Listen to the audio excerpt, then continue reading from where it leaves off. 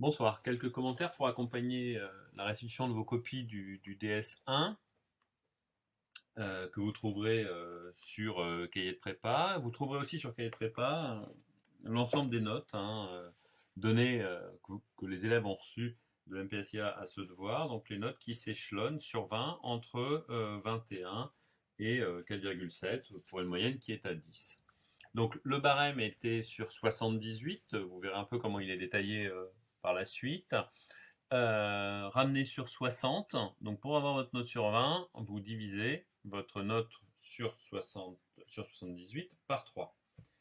Ce qui fait des moyennes totalement normales et un devoir réussir de façon assez standard pour un premier devoir. Alors quelques généralités avant de rentrer dans les spécificités du devoir. Donc je voudrais mettre votre nom sur chaque copie, ça c'est ce que je dis habituellement. Quand c'est scanné, c'est un petit peu important, mais mettez à votre nom. En revanche, numéroter ces copies. J'insiste là-dessus, quand vous scannez, il faut que vous numérotiez chaque page. Donc ça, c'est vraiment un point important, puisque quand vous les scannez, si jamais ce n'est pas dans l'ordre, ça permet quand même de se retrouver beaucoup plus facilement. De façon globale, mettez en évidence donc vos résultats. Alors surtout les résultats qui ne sont pas donnés dans l'énoncé, ceux-là je veux les voir clairement marqués, encadrés, etc. Et puis mettez en évidence aussi les raisonnements, et pour ça, la disposition spatiale de la rédaction, évidemment, est très importante, qu'on voit généralement. Faites attention de ne pas vous perdre dans les détails. Alors attention, ce qui relève du détail, est effectivement difficile, peut être difficile à déterminer. On en reparlera un peu plus en détail. D'un point de vue de stratégie, premièrement, aborder un exercice en 10 minutes, c'est pas très pertinent. On le retrouve sur pas mal d'exos. Ceux qui essayent de grappiller, vous allez vite vous rendre compte que vous avez un point sur 8, un point sur 12, et ça vous rapporte pas grand-chose. Donc évitez le grappillage. Donc quand vous abordez un exercice, il faut prendre du temps pour aborder cet exercice, sécher un peu. Alors attention, évidemment, il faut rester raisonnable. Il n'est pas question de passer 2 heures sur un seul exercice, sinon on n'a pas grand-chose non plus. Faire le plus de questions, donc n'est pas une garantie d'obtenir le plus de points. Il faut faire des questions justes. Donc mieux vaut en faire moins et des justes. Évidemment, le mieux c'est d'en faire beaucoup et juste. Je ne vous le cache pas. Mais commencez par faire des choses sensées et des choses aussi un peu compliquées, puisque si on ne fait que des questions faciles, évidemment, elles rapportent moins de points.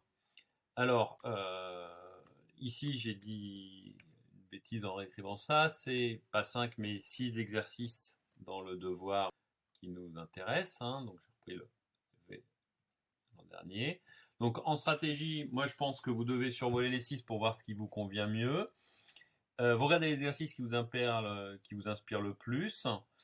Vous repérez des questions, soit des questions de cours ou des questions qui ont déjà été traitées. Par exemple, pour ceux qui avaient traité le DM3, alors je ne suis pas sûr que ce soit l'exercice 1. On reconnaissait l'exercice 3 du DS, en revanche, qui avait déjà été traité. Si vous savez le faire, profitez-en et allez-y, parce que vous devez savoir si vous savez le faire ou pas. Parti. En revanche, quand vous avez décidé d'une stratégie, vous y tenez un certain temps, d'accord, et vous essayez d'approfondir les questions. Quand vous êtes perdu ou que vous ne trouvez plus rien, là vous passez à un autre exercice au bout d'un temps que vous allez estimer raisonnable, et ça c'est difficile évidemment à quantifier.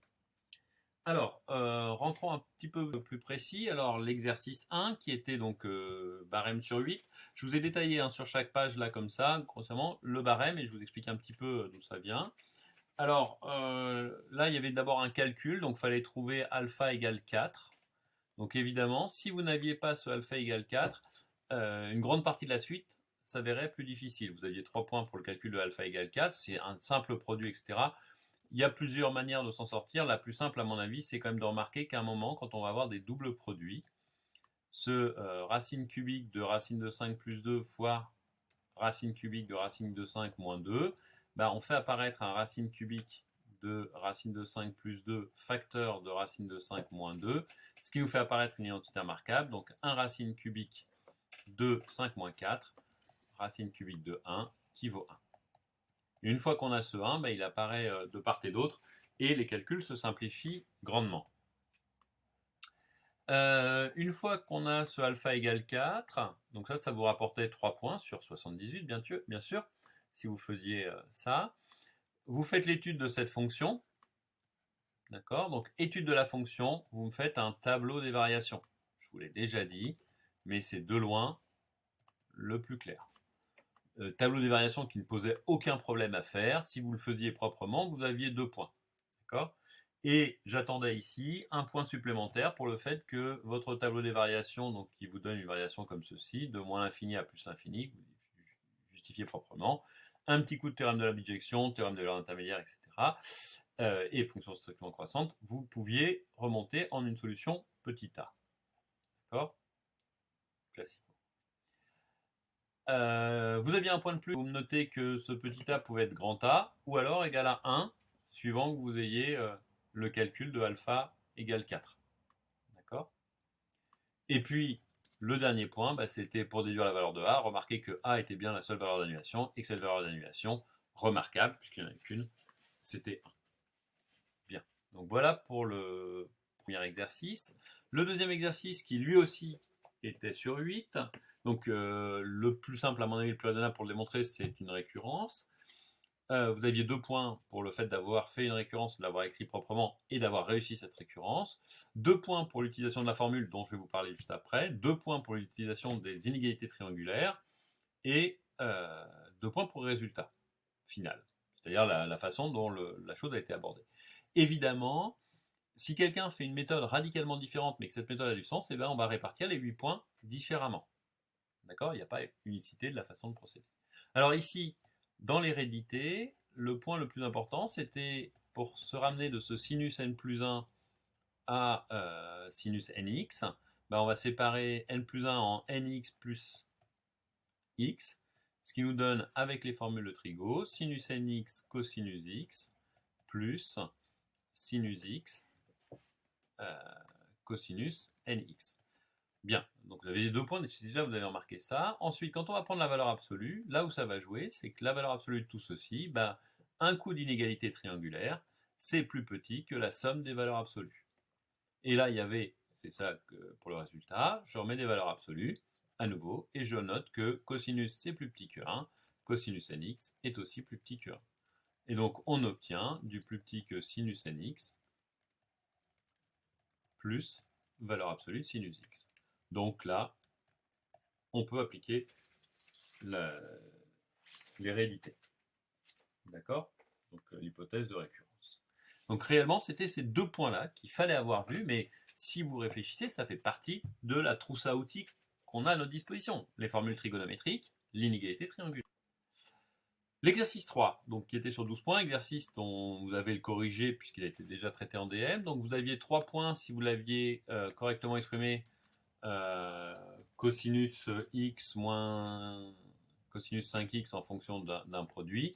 Alors attention, là j'ai vu des erreurs que je qualifierais de bêtes, qu'on peut facilement éviter, notamment des erreurs de signe dans la transformation d'une somme de cosinus.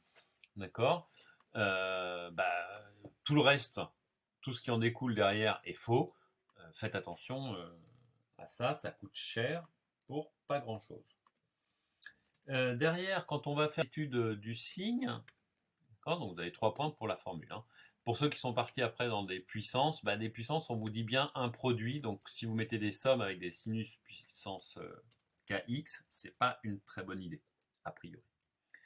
Montrer que ceci, rapidement, c'est équivalent, on s'en sortait, à quelque chose qui est en substance du sinus 2x facteur de sinus 3x moins racine de 3 sur 2 est négatif, si je ne me trompe pas de signe.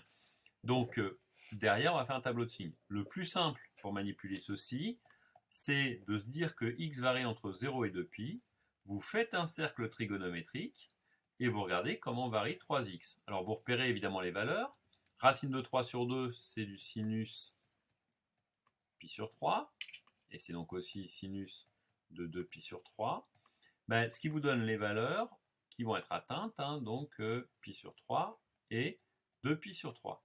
Bon, alors, si je fais une simulation sur laquelle je vais faire partir mon angle à 0 et je vais regarder quand varie x, combien varie 3x. Donc, pour arriver ici, c'est quand 3x vaut pi sur 9. Première valeur d'annulation. Je continue, je vais arriver là la deuxième fois, quand x vaut 2pi sur 9. J'arrive ici, donc en pi, c'est-à-dire quand x vaut pi sur 3, qui me donnera une valeur de pi, 3 fois x. D'accord, je vous rappelle, en vert, j'ai noté la valeur de x, et en bleu, ça sera la valeur de 3x. Donc je continue, il ne se passe rien, jusqu'à ce que j'arrive en 2pi, c'est-à-dire que je suis en 2pi sur 3, puis je vais aller jusqu'à la seconde valeur. Donc là, j'en suis à pi sur 3 plus 2pi. D'accord ? Pi sur 3 plus 2pi, vous avez du 7pi sur 3. Bien, ce qui vous donne une valeur. La deuxième pour laquelle ce sera atteint et ça va changer de signe, c'est donc du 7pi sur 9. Puis vous allez continuer jusqu'à la même chose, où vous avez du 2pi plus 2pi sur 3, qui fait du 8pi sur 3. Et donc la deuxième valeur pour laquelle c'est atteint, c'est du 8pi sur 9. Puis vous passez ici, vous êtes en 3pi, donc c'est pour pi.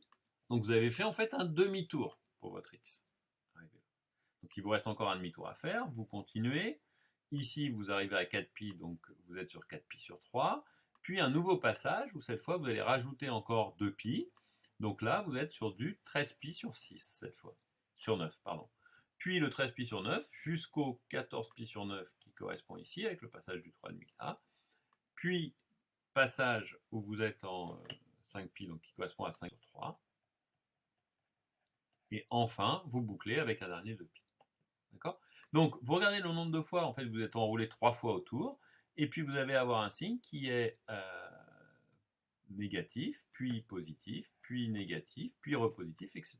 Et c'est comme ça, à mon avis le plus simple, que vous allez tracer votre tableau de signes. Donc, si vous aviez écrit correctement cette inégalité-là, ça vous fait 2 points. 3 points pour calculer correctement le produit, et 4 points si vous aviez un résultat réellement propre. Donc, 9. L'exercice 8, avec, sur 8 points, pardon, l'exercice 4, avec là une étude simplement une équation. Donc vous aviez 2 points pour le raisonnement, je vais en parler un peu, 2 points pour le calcul, 2 points pour les racines, donc beaucoup ont eu 4 points alors qu'on était loin du bon résultat, d'accord ? Et 2 points pour si vous aviez isolé la seule racine qui est en moins 2. Alors, attention, dans les erreurs que j'ai vues, des choses comme racine de x, x-8 égale racine de 14 moins 3x équivaut à j'élève au carré x, x-8 égale 14 moins 3x. Cette équivalence, je ne sais pas si je vous ai déjà dit qu'il fallait se méfier des équivalences, elle est fausse. Pourquoi ? Parce qu'on a sur les racines une condition supplémentaire qui va se produire. Alors, vous pouvez quand même raisonner par équivalence si vous rajoutez une condition qui est que les deux existent, et je vous laisse vérifier que c'est vrai pour x négatif. Attention, j'ai vu des erreurs. Pour que un produit de deux réels soit positif, il ne faut pas nécessairement que les deux soient positifs. On peut avoir les deux négatifs. Donc vous avez soit cette condition-là et vous mettez un équivalent. Raisonnement beaucoup plus simple, vous raisonnez par analyse synthèse. Une fois que vous allez raisonner par analyse synthèse, vous vous donnez soit x, une solution de l'équation E, et puis en ne faisant pas attention à ce que vous avez fait, vous allez trouver que x appartient à moins 2, 7. Donc, qu'avez-vous démontré ? En faisant ça, vous allez démontrer que S de E est inclus dans moins 2, 7. Donc, il vous reste à faire la synthèse. Synthèse qui consiste à vérifier que moins 2 et 7 sont solutions, et on s'aperçoit vite que 7 n'est pas du tout dans les solutions possibles. D'accord ? Donc, ceux qui m'ont fait un raisonnement qui n'était pas forcément très bien écrit, mais où il y a quand même cette idée de retour avec synthèse, ont eu quand même souvent la totalité des points. L'exercice 5, donc, qui était lui au total, alors là je ne l'ai pas noté, sur 20, d'accord ? Mais c'est assez logique, il est beaucoup plus long en fait. Quand vous regardez chaque question, on va voir à peu près le même nombre de points. Alors, quelques remarques dessus. calculer les premières valeurs, vous aviez 2 points pour avoir calculé les premières valeurs de delta n et conjecturer une formule. Alors quand je vous disais de mettre en valeur vos résultats, là je veux voir. Quand vous avez une conjecture, elle vient de vous. Vous êtes nombreux à l'avoir trouvée. Donc quel que soit n dans n, delta n égale moins 1 puissance n plus 1, ça je veux le voir isolé sur votre copie et puis bien encadré, plus proprement que je ne le fais moi là avec l'ordinateur. D'accord? Il faut que ça ressorte, que ce soit clair. Ensuite, démontrer cette formule, c'est une récurrence. 1 point pour le fait de faire une récurrence et de la réécrire, et 3 points pour la réussite elle-même. La seule difficulté de cette récurrence, évidemment, c'est comme souvent l'hérédité. Donc si j'écris le delta n plus 1, j'ai f, parce que pas mal ont bloqué à ce niveau-là, fn plus 1, fn plus 3, moins fn plus 2 au carré. Alors je pense que dans les stratégies qui vous manquent, il y a le fait de se dire, qu'est-ce que je veux obtenir? Je veux obtenir du delta n. Alors là, je suis au brouillon, je réfléchis un peu à ce qu'il me faut. Delta n, c'est quoi? C'est du fn plus 1, du fn plus 2. Donc il faut que j'exprime mon delta n plus 1 à partir de ces 3 grandeurs-là. Ok. Alors, à partir de ces 3 grandeurs-là, si je regarde dans le blanc des yeux, fn plus 1, il est dedans. Fn plus 3, il n'y est pas, mais je peux l'exprimer sous la forme de fn plus 2 plus fn plus 1, relation de récurrence, relation de définition de Fibonacci, pardon, et le plus fn plus 2 au carré. Bon, moins fn plus 2 au carré. Si je regarde un petit peu ça, puisque je veux toujours les mêmes calculs, ça me fait du fn plus 1 au carré, plus, et là j'ai fn plus 2 qui vient en facteur, de fn plus 1 moins fn plus 2, et tout ceci c'est moins fn. Fn plus 1 au carré, moins fn fois fn plus 2, ça fait apparaître du moins delta n. Ça y est, j'ai ma relation de récurrence. Avec l'hypothèse de récurrence, ça marche tout de suite. D'accord? Et donc, au-delà du résultat d'arriver à trouver cet exercice-là, ce qui m'intéresse, c'est réfléchissez avant de vous lancer dans vos calculs à ce à quoi vous voulez aboutir. Il y a un moment où on va quand même essayer de faire des calculs quoi qu'il arrive, d'accord? Mais réfléchissez, quel terme je dois ajouter, terme je dois enlever. Alors, la question suivante, 1 point si vous m'avez justifié ce qu'était l'équation. J'aurais aimé trouver ici la nature de E. D'accord? Je l'ai trouvé trop rarement. Donc E est une équation d'ordre 2. Alors je n'ai pas enlevé de point, mais quand même. Et puis quand vous mettez un delta, vous me dites que c'est 2 discriminants, etc. D'accord? Pas de grande difficulté. Pour la question B, pareil, c'est une récurrence. Vous aviez 1 point pour la récurrence et 2 points pour la qualité, la réussite de cette récurrence. Pareil, quand vous allez avoir du fn plus 2, donc évidemment, il fallait initialiser en 1 et en 0. Ça, vous l'avez plutôt bien fait.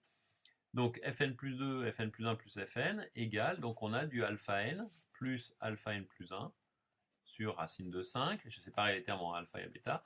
Bêta n plus bêta n plus 1 sur racine de 5. Bon. Et là, on voit assez rapidement quand même qu'on a alpha n qui se met en facteur de 1 plus alpha. Alors, une chose que je vous reprocherais, c'est que vous avez déjà perdu de vue ce qu'était alpha. Vous êtes nombreux à être bloqués à ce moment-là. Alpha, c'est quoi? C'est une racine de l'équation que je viens d'entourer là-haut, x2 moins x moins 1 égale 0. Ça veut dire quoi? Ça veut dire que par définition, alpha 2 égale alpha plus 1.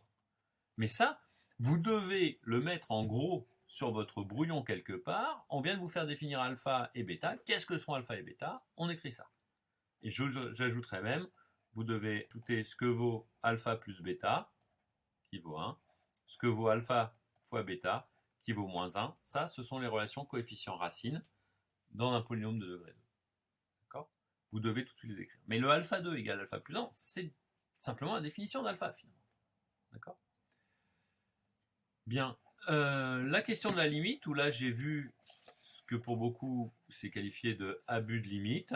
D'accord? Si vous commencez par limite égale limite, donc limite de machin égale limite, tant que vous n'avez pas justifié l'existence de la limite, vous n'avez pas le droit d'écrire le symbole limite. Je vous invite à voir comment le faire dans le cours. En plus, ça vous embourbe pour des calculs, pour rien, ne travaillez pas des limites. Donc vous voulez faire quelque chose, vous calculez fn plus 1 sur fn égale, vous calculez, blabla, Et une fois que vous avez trouvé une forme agréable, alpha fois 1 sur 1 moins bêta sur alpha puissance n plus 1 sur 1 moins bêta sur alpha à la puissance n, si je ne me trompe, et qu'on remarque que ici en valeur absolue c'est plus petit que 1, donc à la puissance n tend vers 0, on a la limite. Ensuite, bon, le calcul de delta n qui était lui un petit peu compliqué, il faut manipuler les choses proprement, vous aviez 3 points dessus, je ne rentre pas dans les détails, vous regarderez le corriger, ça commence à être des questions un peu plus difficiles. Et puis, plusieurs façons de faire le dernier, pour donner un P qui divise, hein.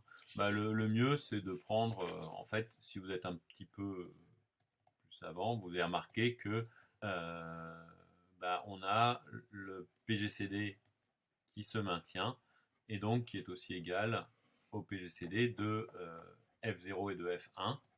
Ça, c'est une récurrence immédiate, puisqu'on a l'hérédité. Et donc à la fin, comme F0 et F1, c'est 0 et 1, le PGCD vaut 1. Donc le PGCD, donc n'importe quel entier qui divise les deux, divise ça. Ce que je vous avais indiqué comme méthode à faire, c'est une méthode plus simple. Vous n'avez pas fait d'arithmétique depuis longtemps. Ce n'est pas l'objet du devoir d'aujourd'hui. Si vous donnez P qui divise Fn plus 1 et Fn plus 2, vous allez voir assez vite qu'il divise Fn et Fn plus 1, donc à la fin il divise F0 et F1. Voilà, une des façons de procéder. Alors l'exercice 6 avec l'égalité de Cauchy-Schwarz, qui est en exercice qu'on n'a pas corrigé dans le cours. La première formule, tout le monde l'a trouvée à peu près, donc f de x égale à ax2 plus 2bx plus c, pas 2bx, pardon, plus bx. Non, 2bx, c'est bien ça. Plus c, donc quelle est la nature? Un point si vous me disiez que c'était un polynôme de degré 2. La deuxième question qui valait un point parce qu'il n'y avait pas grand chose derrière, mais qui a posé pas mal de problèmes, c'est déterminer le signe. Alors là, il y en a plein qui sont partis. En première question, j'ai trouvé que c'était un polynôme de degré 2, donc il faut que j'utilise ce polynôme de degré 2 pour trouver son signe. La méthode me semble assez absurde dans la mesure où on a peu d'informations sur A, B et C peuvent être négatifs concernant B. On ne sait pas comment ils jouent l'un par rapport à l'autre. Donc, vous êtes parti dans des études de fonctions, etc., où vous allez étudier de façon générique un polynôme de degré 2. Or, un polynôme de degré 2, il peut être soit comme ça, soit si la fleur. D'accord? Et donc, on peut avoir deux racines, changement de signe, ou pas deux racines, pas changement de signe. Ce qui veut dire que, en pratique, vous n'allez pas pouvoir trouver le signe de x, de f de x, pardon, à partir de cette expression-là. Donc il faut essayer de le trouver autrement. Là, on regarde un peu dans le blanc des yeux. F de x, c'est une somme de carrés. Ah tiens, c'est positif. Donc c'était pas méchant. Et une fois qu'on a trouvé que c'était une somme de carrés, si on a fait l'étude préalable là, on s'aperçoit que puisque c'est positif, on ne peut pas être... Ce cas-là est interdit. Donc le cas de racines distinctes est interdit, c'est-à-dire que delta est forcément négatif, delta est un discriminant, et c'est ce qui nous donne l'inégalité de Cauchy-Schwarz. D'accord? Qui valait, ça me paraît bizarre, je crois que c'était 3... Non, c'est 2 points et 2 points. Alors pourquoi? Attendez, je vais vous dire ça.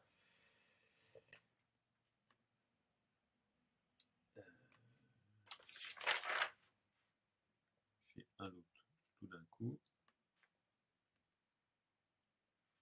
Oui, c'est ça. C'était bien 2 points pour le delta négatif et 2 points pour l'exploiter correctement. Dernière question à la fin, qui est la question la plus difficile. Vous êtes peu à l'avoir fait proprement. Vous aviez 8 points au total dessus. Si vous passiez sur les conditions pour A et B, donc là évidemment, pour que A et B soient nul, c'est delta égale 0, ce qui est l'égalité dans Cauchy-Schwarz, ce qui implique qu'il existe une valeur d'annulation telle que f de x égale 0. D'accord? Donc ceci, ça c'est la partie analyse, ça vous amène sur une somme de réels positif qui est nul, donc tous les termes sont nuls, donc quel que soit k, ak plus xak plus bk vaut 0, ce qui veut dire qu'en fait on a, et c'est le même x pour tout le monde, c'est ça qui est important dans le résultat, le fait que il existe un x tel que, quel que soit k, bk soit égal à moins x ou x, puisque je peux prendre tous les réels, fois ak. Une fois que vous êtes donné un truc qui vérifie une solution deux vecteurs qui vérifient ces solutions-là, bah vous vérifiez qu'elles sont bien solutions. Bien. Donc voilà comment étaient répartis les 78 points. Vous rajoutez cela 3 points de présentation et 3 points de rédaction. Alors, ces présentations et rédactions sont relativement objectifs, mais dépendent aussi un peu de mon humeur, il faut être honnête. Il y a des moments, c'est illisible et ça m'agace, j'arrive pas à faire l'effort de vous lire. Et puis, il faut vraiment que vous entraîniez, puisque une copie illisible ne sera pas lue un jour de concours. Je vous rappelle que vous préparez des concours et non pas des examens, donc c'est à vous d'être lu. D'accord? Alors, il arrivera que certains aient des 2- et 2-, par exemple. Bah, s'il y a 2-, enfin un moins et un moins sur les deux, ça fait un total de 3 points sur 6. D'accord? Donc, ce qui nous fait en gros une présentation qui couvre à peu près 6 points sur 60. Et donc, ça vous rapporte, je vous laisse compter, pas loin de 2 points sur 20 si c'est correctement rédigé et présenté. Voilà, n'hésitez pas à me poser des questions plutôt en cours de main pour des questions plus personnelles. Et bah, je vous souhaite bon courage. Ayez le courage de retravailler votre devoir. En AP mercredi, on pourra y consacrer du temps. C'est-à-dire vous pourrez venir me voir, vous aurez vos copies papier pour essayer de retravailler ces points-là. C'est-à-dire vous avez le corrigé, vous avez travaillé dessus. Faites l'effort de ne pas le laisser simplement de côté.